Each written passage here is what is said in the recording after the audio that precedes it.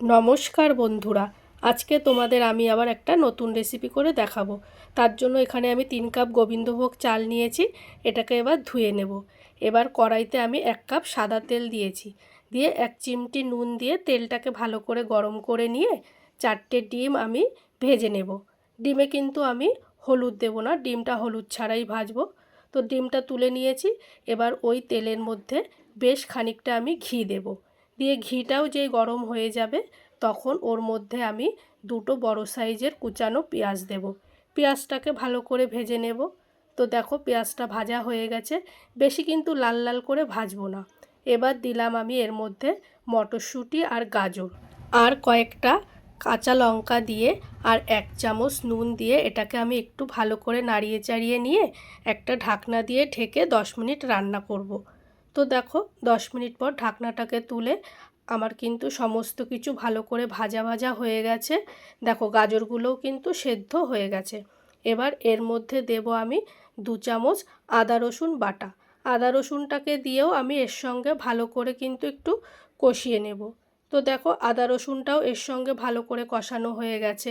এবার এর মধ্যে দেব আমি 100 গ্রাম ফ্যাটানো টক দই। টক দইটাকে দিয়েও এর সঙ্গে আমি ভালো করে মিশিয়ে নেব। তো সব কিছু ভালো করে মেশানো হয়ে গেছে।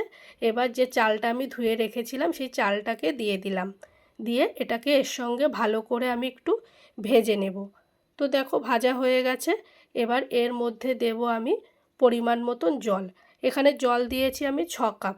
যেই কাপটা মেপে আমি চাল নিয়েছিলাম সেই কাপটা মেপেই আমি এখানে জল নিয়েছি 6 কাপ। 3 কাপ চাল তো 6 কাপ জল। তো সব কিছু ভালো করে মিশিয়ে নিয়েছি। নিয়ে এবার এখানে দেব আমি 3 চামচ চিনি। চিনিটাকে দিয়েও ভালো করে আমি একটু মিশিয়ে নেব। তারপর একটা ঢাকনা দিয়ে ঢেকে দিয়ে গ্যাসটা একটু কম করে আমি এটাকে 10 মিনিট মতন রান্না করে নেব। 10 মিনিট পর ঢাকনাটাকে তুলে তো দেখো আবারও একটু নাড়িয়ে চাড়িয়ে দেব।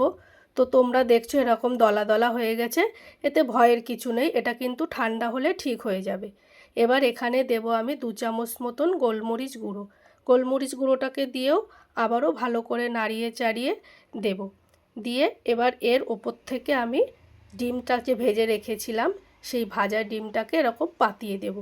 তারপর ওপর থেকে বেশ খানিকটা আবার ঘি দিয়ে দেব। আর দেব কয়েকটা কাঁচা লঙ্কা, যেহেতু এই কাঁচা লঙ্কাটা খেতে কিন্তু খুব ভালো লাগে। আবারও একটা ঢাকনা দিয়ে ঢেকে আমি 5 মিনিট এটাকে দমে বসাবো। তো দেখো 5 মিনিট পর ঢাকনাটাকে তুলে ঘিটা কিন্তু গলে গেছে আর লঙ্কাগুলোও সেদ্ধ হয়ে গেছে। এবার এটাকে আমি আলতো হাতে নাড়িয়ে দেব। এটা যত ঠান্ডা হবে তত ঝুরঝুরে হবে। দেখো এটা কিন্তু আমার আগের থেকে একটু ঝুরঝুরে হয়ে গেছে।